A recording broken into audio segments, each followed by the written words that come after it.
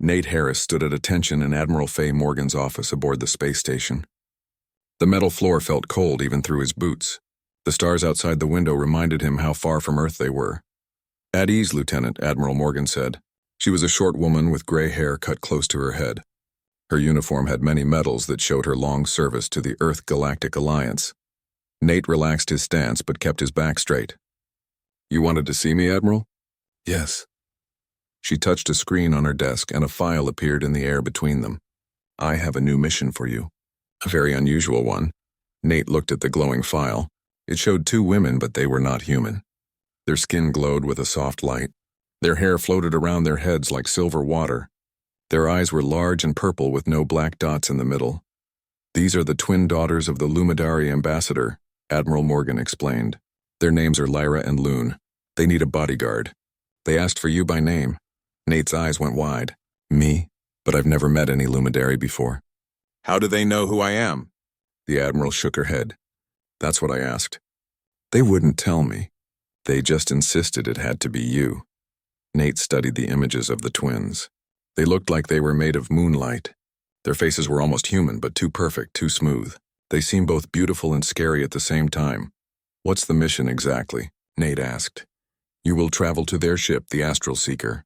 You will guard the twins from danger. Some aliens don't like the new peace between humans and Luminary. There have been threats." Nate nodded slowly. "How long will I be on their ship?" "Unknown," the Admiral said. "The mission is open-ended. Pack for a long stay. You leave tomorrow morning." After the meeting, Nate went back to his room and began to pack. As he folded his clothes and checked his weapons, he couldn't stop thinking about the twin aliens.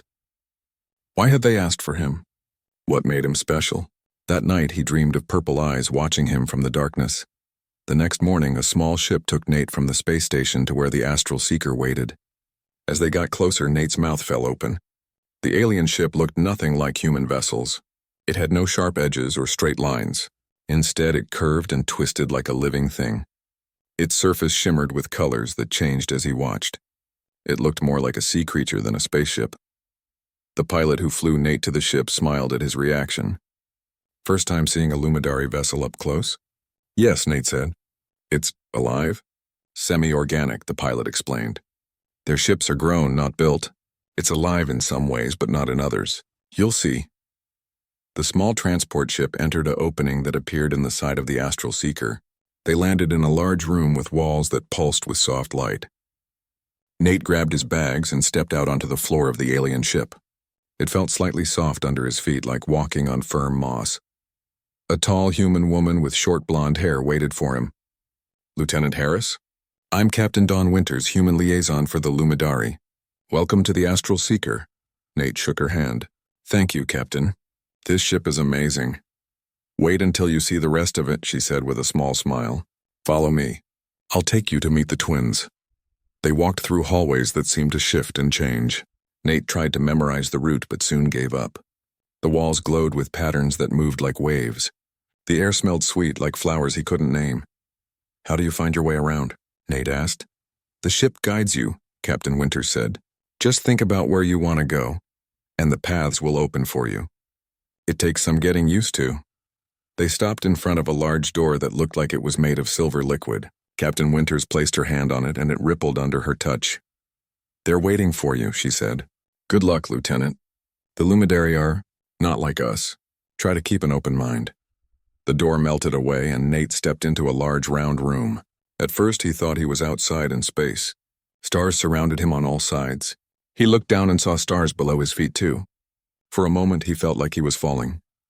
"Do not be afraid, Lieutenant Harris." The voice came from everywhere and nowhere. Then two shapes appeared in the center of the room. The twins floated a few inches above the floor, their silver hair moving gently around their faces as if they were underwater.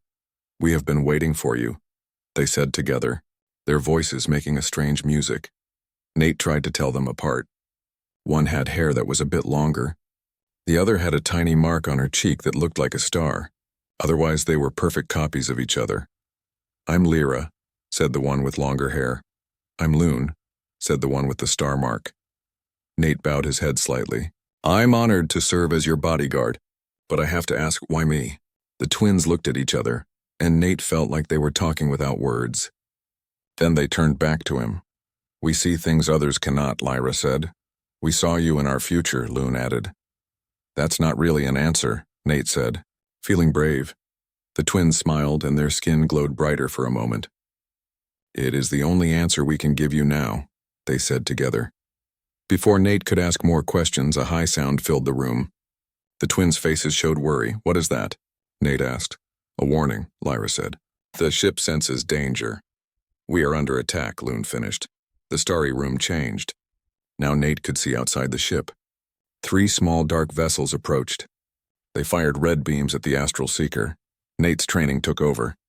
"Get behind me," he ordered the twins. He pulled out his weapon, not knowing if it would work against whoever was attacking. The wall of the room rippled, and 3 tall figures stepped through. They had gray skin and arms that ended in sharp blades instead of hands. Their eyes were small and black. "Proxan assassins," the twins whispered.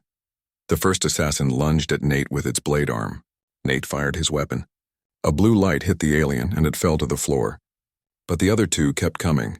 Nate pushed the twins back and fired again. The second assassin dodged the shot and swung at Nate's chest. He felt a sharp pain as the blade cut through his uniform and into his skin. Blood soaked his shirt, but he stayed on his feet. He fired one more time, hitting the second assassin in the head. The third Proxan looked at its fallen friends, then back at Nate. It made a hissing sound and raised both blade arms. Nate's weapon felt heavy in his hands. He was losing blood. His vision started to get dark around the edges. Just then, the twins stepped out from behind him. They raised their hands and bright light shot from their fingers. The light hit the last assassin and it screamed. Its gray skin turned black and it fell to the ground. Nate dropped to his knees, pressing his hand against the cut on his chest. The twins knelt beside him, their faces showing concern. "You are hurt," Lyra said. "We can help," Loon added. They placed their hands on his wound. A cold fire spread through Nate's body. The pain faded. When they took their hands away, the cut was gone. Only dried blood and a thin white line showed where it had been. "How did you do that?" Nate asked, touching his chest in wonder. "Our energy can heal," Lyra explained. "Just as it can harm," Loon said, looking at the dead assassins. Nate slowly got to his feet. "Thank you for saving me." The twins shook their heads. "No, Lieutenant Harris. You saved us as we knew you would." "This is only the beginning," they said together. Nate looked at the dead aliens, then back at the beautiful, strange twins. He had so many questions. Who were the Proxans? Why did they want to kill the twins? How had the twins known he would save them? But one thing was clear. This mission would be like nothing he had ever done before.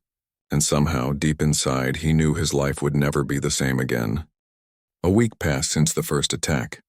Nate stayed close to the twins every day. He learned to find his way around the strange living ship. The astral seeker seemed to know where he wanted to go. Paths would open for him when he needed them. "You are adapting well," Lyra said one morning as they walked through a garden room. Plants from many worlds grew here. Some glowed in the dark. Others sang soft songs when touched. "The ship likes you," Loon added. She reached up to touch a blue flower that changed color under her fingers. Nate smiled. "I like it too. It's very different from human ships." The twins always spoke like this, one starting a thought and the other finishing it. Nate was getting used to it. He was also getting used to how they looked. Their glowing skin, their floating silver hair, their large purple eyes. They no longer seemed scary to him, just different. "Tell us about Earth," Lyra said as they sat on a bench made of something like soft stone. "Yes, tell us about your home," Loon agreed. Nate thought for a moment. "Earth is beautiful. We have huge oceans, tall mountains, great forests. The sky is blue during the day and black with stars at night. We have seen pictures," Lyra said, "but pictures cannot show feelings." "How does Earth feel?" Loon asked. Nate had never thought about this before. "It feels safe, familiar. Even the air has a certain smell that says home to me." The twins nodded together. "We understand. Our home world is the same for us. What is your world like?" Nate asked. The twins' eyes seemed to glow brighter. "Our world has 3 moons," Lyra began. "And oceans made of liquid crystal," Loon continued. "The sky is always twilight," they said together. Nate tried to picture such a place. "I'd like to see it someday." The twins looked at each other with their secret silent talk. "Perhaps you will," they said. That night, Nate had strange dreams. He saw a world with 3 moons. He stood by an ocean that looked like flowing diamonds. The sky was deep purple, not quite day and not quite night. He felt at peace there, like he belonged. He woke up confused. The dream had felt so real. He could still smell the sweet air of that alien world. As he got dressed, he noticed something strange on his chest, where the Proxen assassin had cut him. There was now a faint glow under his skin. It looked like the same light that came from the twins' skin. Nate touched it, but it didn't hurt. It felt warm and somehow right. At breakfast in the ship's food room, Captain Winters sat down across from Nate. "How are you adjusting, Lieutenant?" Nate nodded. "Fine, I think. The ship is amazing. The twins are interesting." Captain Winters studied his face. "You look different." "Different how?" Nate asked. She frowned. "I'm not sure. Something about your eyes, maybe." Before she could say more, an alarm sounded through the ship. Not the high sound from before, but a low, pulsing tone. "What's that?" Nate asked, standing up. "Proximity alert," Captain Winters said. "Something's approaching the ship." They ran to the bridge, a large room at the front of the ship where the controls were. The twins were already there, standing by a window that looked out into space. "A Proxen warship," Lyra said, pointing at a dark shape in the distance. "They found us again," Loon added. Captain Winters went to a control panel. "How? We've been changing course randomly. No one should know where we are." The twins turned to Nate. "They can track us," they said together. "How?" Nate asked. "They can feel our energy," Lyra explained. "Just as we can feel theirs," Loon said. The Proxan ship grew larger in the window. It was ugly and sharp, the opposite of the smooth. "Living Lumidary vessel. They're charging weapons," a crew member called out. "Evasive action," Captain Winters ordered. The ship began to move, but Nate knew they couldn't outrun the Proxen warship. It was built for battle. The Astral Seeker was not. Then a strange feeling came over Nate. He knew what to do, but he didn't know how he knew. He walked to the ship's control panel. "Lieutenant, what are you doing?" Captain Winters asked. Nate didn't answer. His hands moved over the controls like he had done this 1,000 times before. The ship responded to his touch, making sharp turns and spins that should have been impossible. The Proxen weapons fired, but the beams missed the Astral Seeker by inches. Nate's hands kept moving. The ship danced through space like a living thing. Everyone on the bridge stared at him. No human should be able to fly a Lumidary ship like this. Even most Lumidary couldn't do it. The twins watched Nate with small smiles on their faces. They didn't look surprised at all. After several minutes of this strange dance, the Proxan ship fell behind. It fired a few more times, then gave up and turned away. Nate stepped back from the controls. His hands were shaking. "I don't know how I did that," he said. Captain Winters looked at him with wide eyes. "That's impossible. No human can interface with Lumidary technology like that." The twins came to stand on either side of Nate. "He is not just any human," Lyra said. "He is changing," Loon added. "Changing? What do you mean?" Nate asked, a hint of fear in his voice. The twins touched his arms. "Come with us," they said. "We need to talk." They led him to their star room. The door closed behind them, and Nate felt like they were floating in space again. "What's happening to me?" he asked. "I had dreams of your world last night. I can fly your ship somehow. And this—" He pulled down his collar to show the glowing mark on his chest. The twins nodded. "Our healing energy is changing you," Lyra said. "Making you more like us," Loon continued. "But why?" "How?" Nate asked. "Our species can form bonds with compatible beings," they explained. "It is rare, but it happens." "We tested many humans," Lyra said. "Only you had the right genetic markers," Loon finished. Nate sat down on a bench that appeared from nowhere. "So I'm turning into a Lumidary?" The twins laughed, a sound like small bells. "No, you will still be human, but you will also be something more." Nate thought about this. He should be scared or angry. The twins had changed him without asking. But somehow it felt right. The changes didn't hurt. They felt good, natural. "Is this why the Proxens are after us?" he asked. The twins' faces grew serious. "Yes, they fear what we might become together." "What might we become?" Nate asked. "Something new," they said together. "Something powerful." That night Nate looked at himself in the mirror for a long time. His eyes had a faint purple glow now. The mark on his chest was brighter. He should report this to Admiral Morgan. This was the kind of thing Earth Command would want to know about. But he didn't want to. He felt loyal to the twins now. They trusted him. He trusted them. As he got into bed, he heard a soft sound at his door. The twins stood there looking unsure for the first time since he'd met them. "May we come in?" they asked together. Nate nodded and they entered his room. They sat on the edge of his bed. "We feel your confusion," Lyra said. "We feel your fear," Loon added. "We did not mean to frighten you." Nate sighed. "I'm not scared exactly, just surprised. This isn't what I expected when I took this job." The twins smiled. "Life rarely gives us what we expect. Often it gives us what we need instead." They reached out and touched the glowing mark on his chest. Warmth spread through Nate's body. Peace filled his mind. "Sleep now," they said. "Tomorrow we will teach you more about what you are becoming." As they left his room, Nate felt different. Less confused. More certain. Whatever was happening to him, it felt right. He closed his eyes and dreamed again of the world with 3 moons. But this time he wasn't alone. The twins were with him, holding his hands as they walked by the crystal sea. Nate woke to the soft pulsing of the ship's lights. A month had passed since he first came aboard the Astral Seeker. In that time, his body had changed more. The glow under his skin now covered most of his chest. His eyes had a purple shine in the dark. Sometimes he could feel what the twins were feeling, even when they were in different parts of the ship. The twins had explained more about the bond forming between them. Lumidary twins were rare and special. They shared one soul and 2 bodies, but they were not complete without a third. Usually this third was another Lumidary. But Lyra and Loon had been born without their third. This made them vulnerable, always feeling like part of them was missing. Somehow Nate's body and mind were compatible with their energy. He was becoming their third, their anchor to the physical world. They were becoming his link to something beyond normal human experience. Nate got out of bed and dressed for the day. As he pulled on his shirt, his hand brushed the glowing marks on his chest. They were warm to the touch. The ship hummed around him, almost like it was saying good morning. He found the twins in the garden room. They sat among the singing flowers, their eyes closed. They were meditating. Nate sat down across from them, careful not to disturb them. After a few minutes, they opened their eyes at the same time. "Good morning, Nate," they said together. "Good morning," he replied. "What's on the schedule today?" Lyra smiled. "We will teach you more about the bond." "You are ready for the next step," Loon added. Before Nate could ask what that meant, Captain Winters appeared at the entrance to the garden.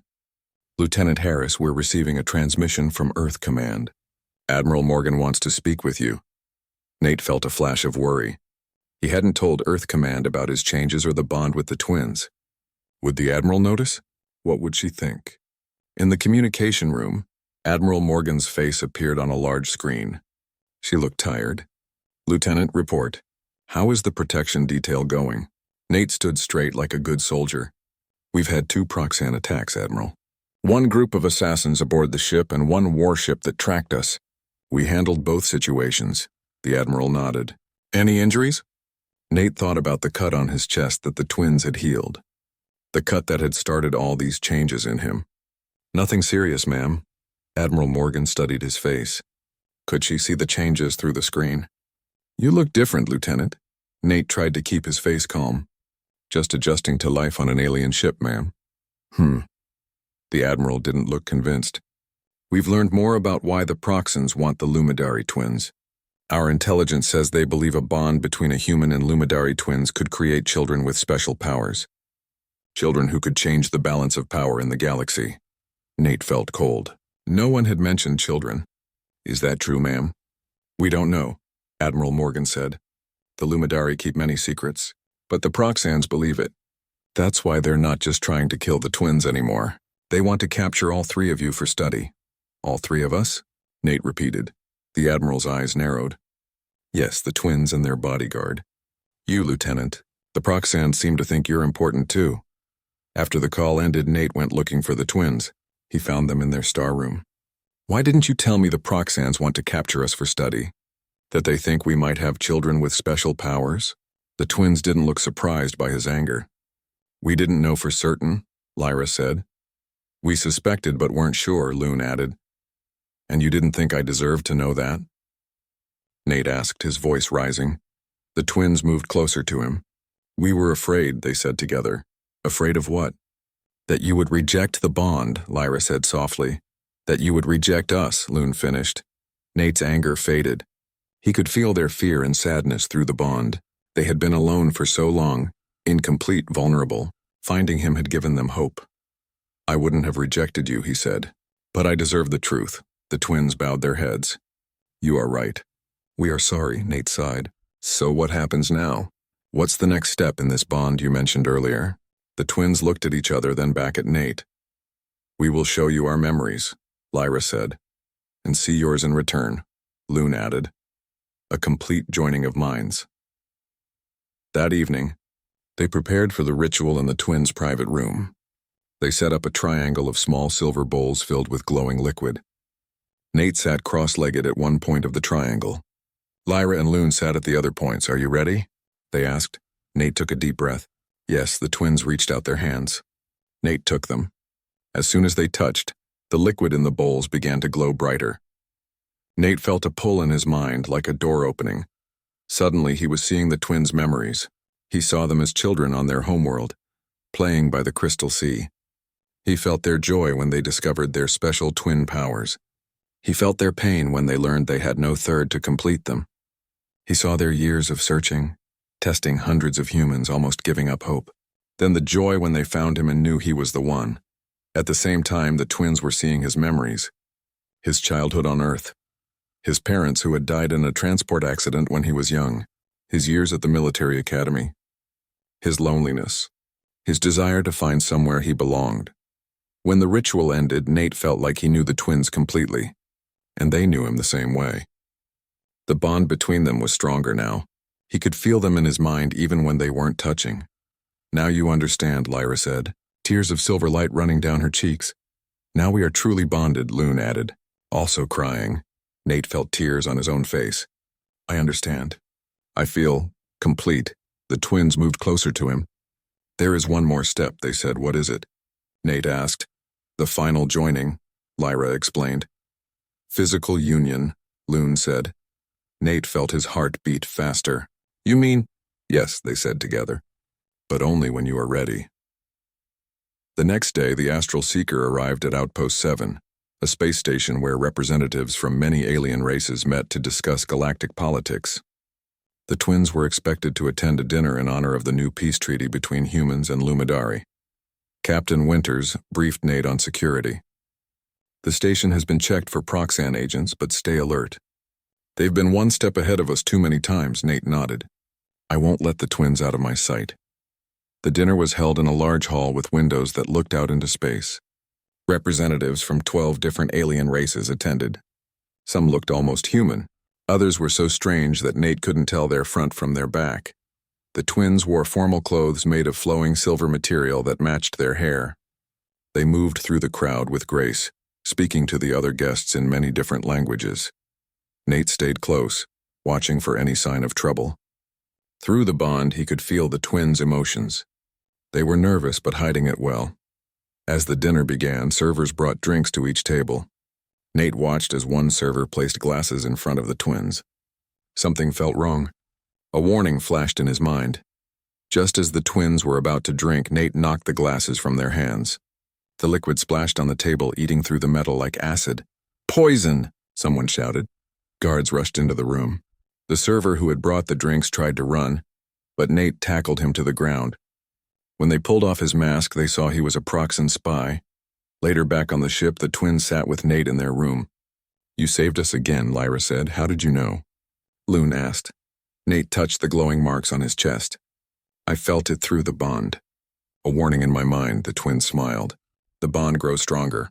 Soon it will be complete. Nate looked at them both. These strange, beautiful alien women had changed his life forever. Through them, he had found something he never knew he was missing. A sense of belonging. A purpose. I'm ready, he said quietly. The twins' eyes widened. For the final joining? Nate nodded. Yes, I want to complete the bond. The twins rose from their seats and took his hands. Come, they said. Let us become one. They led him to a room he had never seen before. A large bed stood in the center, big enough for three.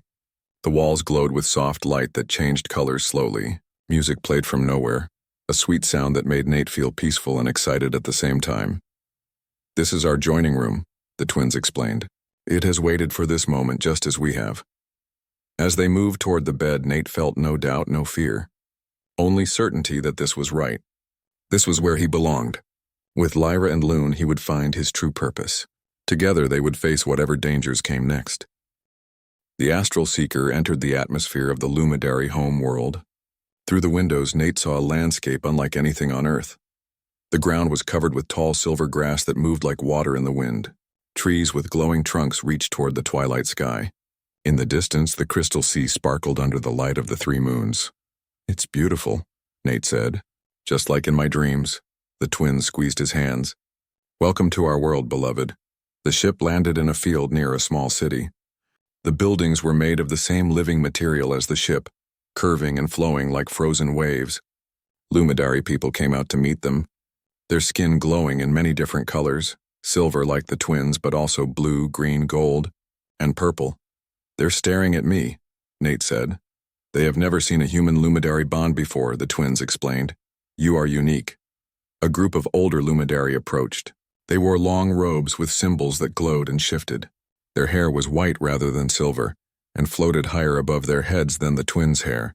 The elders, Lyra whispered. They will guide us in the final bonding, Loon added. The oldest elder, a male with deep lines on his glowing face, spoke in the Lumidary language. The twins answered. Nate could understand most of it now through the bond. The elder was surprised but pleased by their arrival. He had felt the disturbance when they folded space to escape the Proxen fleet. Such power from an incomplete trinity was unexpected. He was eager to see the final bonding completed. The ritual must take place tonight, the elder said, switching to English for Nate's benefit. While all three moons are full, come, we will prepare you. Captain Winters approached before they left. Lieutenant, are you sure about this? Once this ritual is complete, there may be no going back to your old life. Nate looked at the twins, then back at his captain. I'm sure. This is where I belong now. The captain nodded. Then good luck. I'll inform Admiral Morgan of our location. But be warned, the Proxens won't give up. They'll find a way to follow us here. We'll be ready when they do, Nate said. The elders led Nate and the twins to a temple near the Crystal Sea. It was an open building with three tall spires that reached toward the moons. In the center was a pool of the same silver liquid they had used in their earlier rituals. Female elders took the twins away to prepare them. Male elders led Nate to a separate room. You must be purified before the ritual, they explained. They helped Nate remove his clothes. The glowing marks now covered most of his body. The elders nodded approvingly. The bond is strong already, one said. Your body has accepted the change well. They washed Nate with warm, sweet-smelling water. Then they dressed him in a robe made of silver material like the twins wore. It felt cool against his skin. What will happen during the ritual? Nate asked. The oldest elder smiled. The final merging of your energies. Your body and mind will complete the transformation that has already begun. You will remain human but also become Lumidary, the first of your kind. Will it hurt? Nate asked. There will be pain, the elder admitted, but also joy beyond anything you have known. As the three moons reached their highest point in the sky, Nate was led back to the main temple. The twins waited for him, dressed in silver robes that matched his own. Their hair floated higher than usual, moving like living silver flames. The elders formed a circle around them. They began to sing in the Lumidary language, a haunting melody that seemed to make the air vibrate. Nate and the twins stepped into the silver pool. The liquid came up to their waists. It was warm and tingled against Nate's skin. Are you ready? The twins asked, taking his hands. Nate nodded. I'm ready. The three of them sank down into the silver liquid. It covered their heads, but Nate found he could breathe normally. Inside the liquid, sound disappeared. The world went silent. The twins pulled him close. The three of them floated together, their robes and hair moving slowly around them. They pressed their foreheads together, forming a triangle. Then the pain began. It started at the center of Nate's chest and spread outward, like his body was being torn apart and put back together.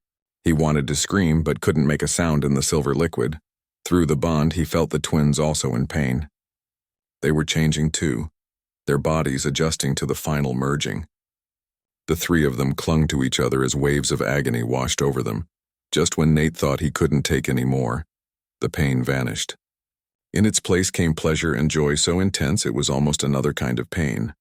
He felt his mind expanding, touching not just the twins' minds but something larger, the collective consciousness of all Lumidari.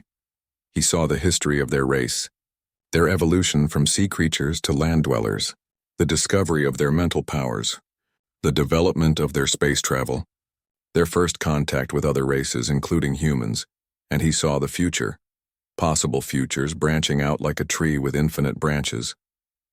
In some futures, the Proxans destroyed the Lumidari. In others, humans turned against them. But in one bright line of possibility, he saw peace, a new understanding between all races, led by the example of the human Lumidari Trinity. When they emerged from the pool, the three moons had begun to set.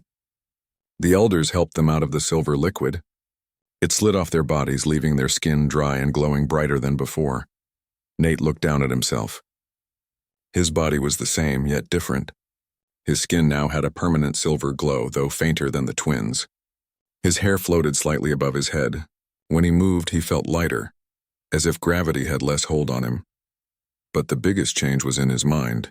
He could feel the twins completely now. Their thoughts were his thoughts. Their emotions, his emotions, and he could feel the living world around him, the trees, the grass, the crystal sea. Everything connected by energy that he could now see and touch. The bonding is complete, the oldest elder announced. The Trinity is formed.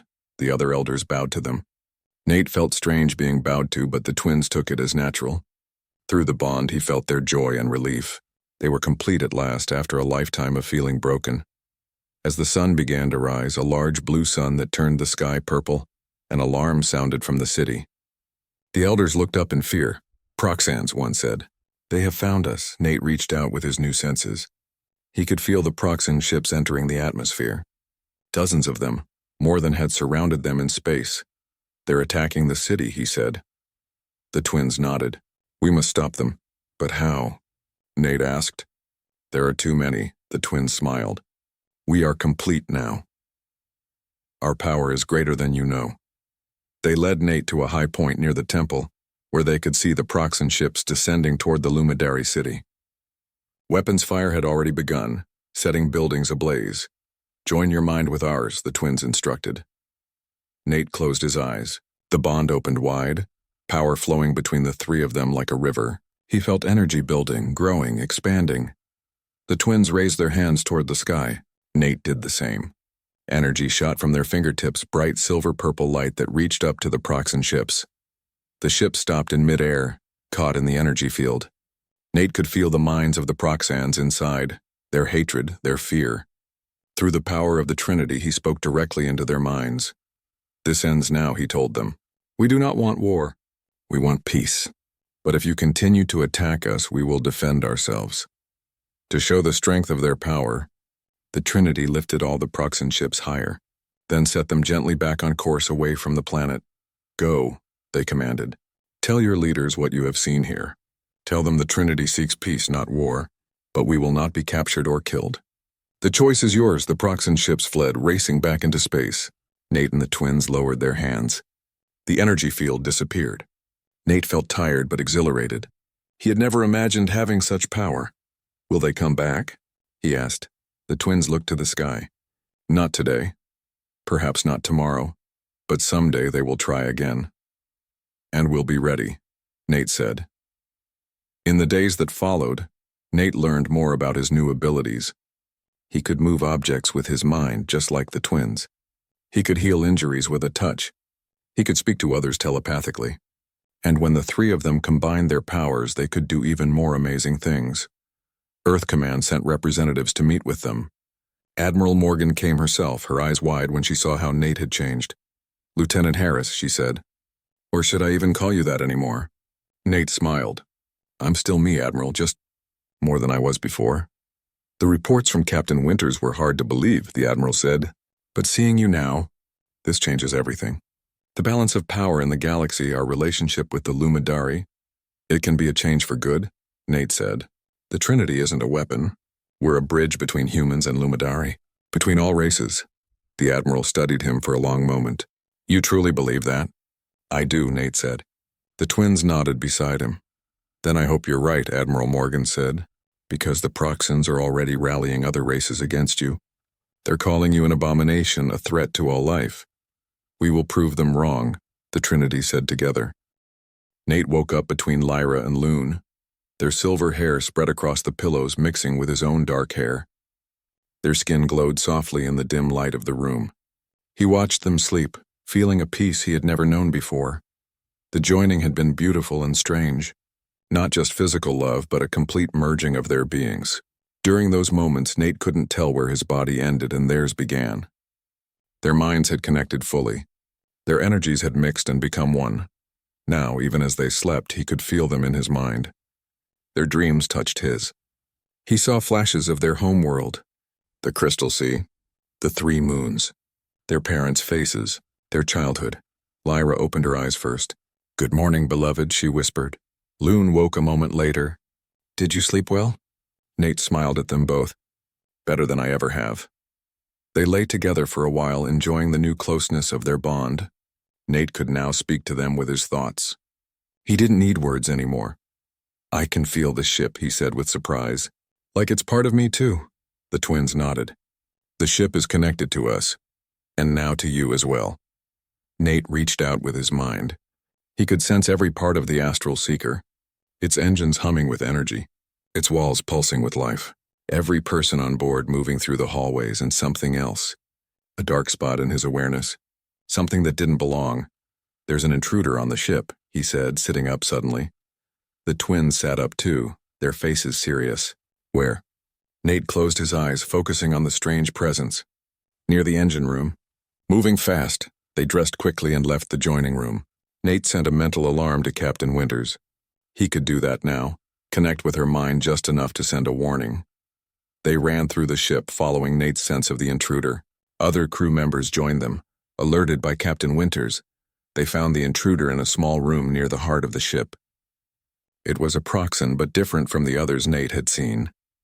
This one was larger, with red marks on its gray skin. It held a device in its blade hands, pressing it against the wall of the ship. "Stop," Nate shouted, raising his weapon. The Proxan turned, its small black eyes fixing on them. "The Trinity," it hissed.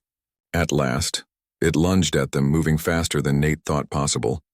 He fired his weapon, but the Proxan dodged the shot. It slashed at him with its blade arm. Nate moved without thinking, faster than a normal human should be able to move. He caught the blade arm in his hand. His skin glowed where he touched the Proxan. The alien screamed as its arm began to turn black. "What are you?" It gasped. Nate didn't answer. He didn't fully know himself. The bond had changed him more than he realized. The twins stepped forward, their hands raised. Light shot from their fingers, hitting the Proxan in the chest.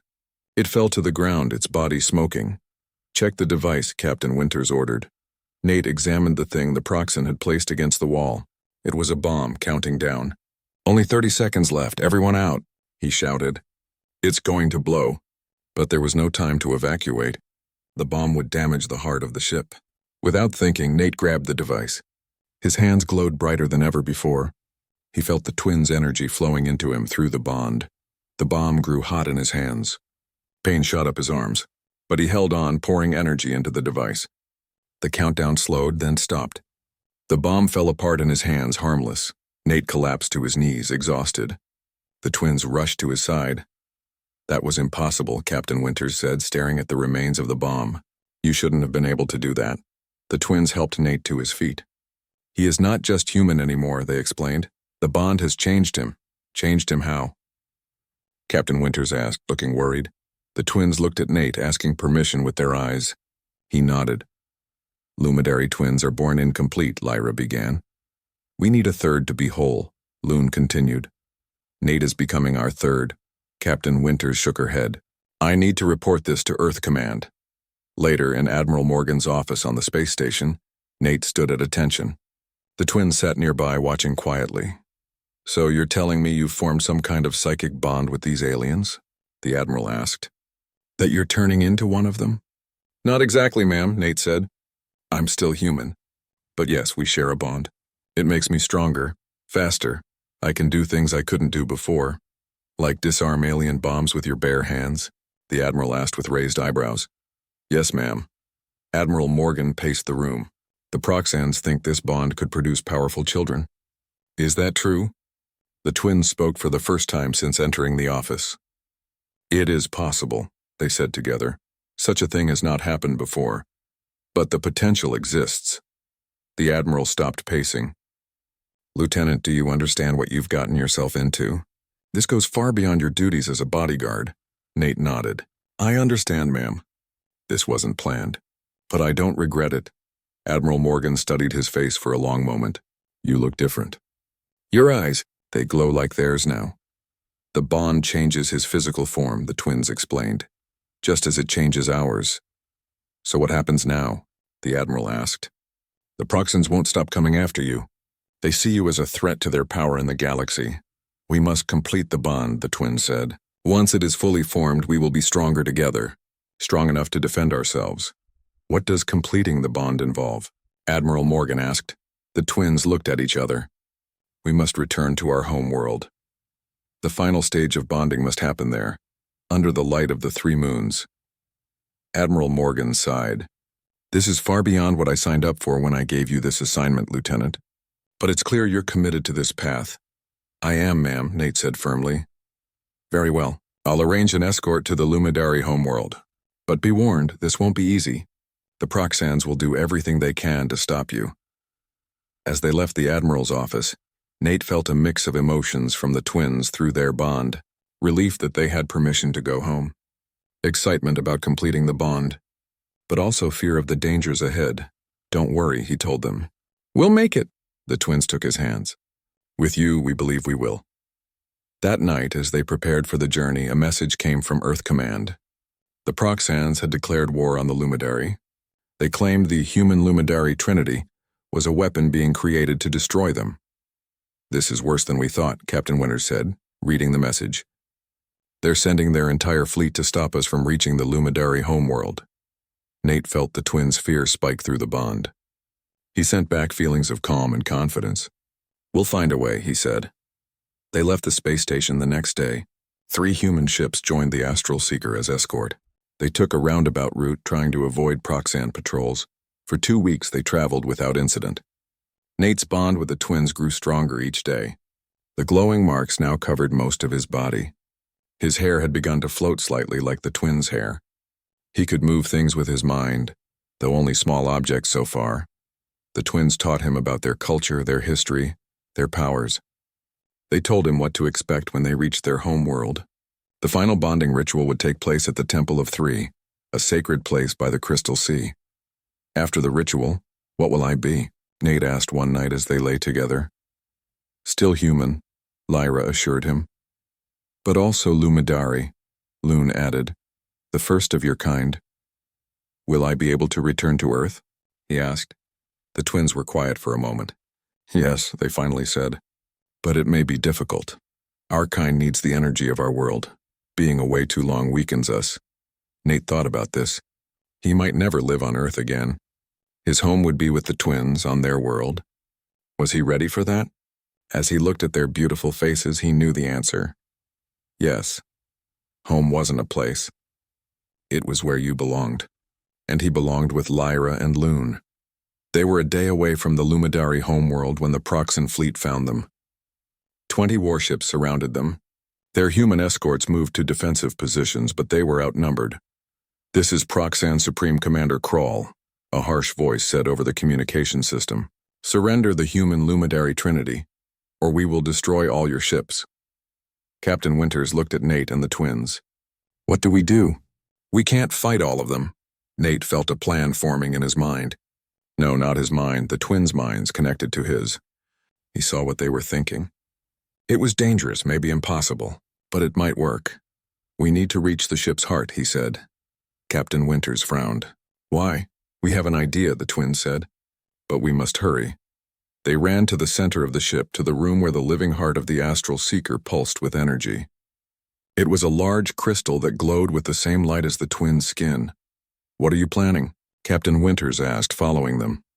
The ship can jump through space, the twins explained. Not like your human ships with engines. Our ships can fold space itself. Move from one point to another instantly. Captain Winters shook her head. But that's impossible. The energy requirements would be, "We will provide the energy," the twins said, cutting her off. Through our bond with Nate, through our connection to the ship, they formed a triangle around the heart crystal, joining hands. Nate felt energy building between them. The glowing marks on his skin burned brighter than ever before. "Tell the human ships to stay here," Lyra said to Captain Winters.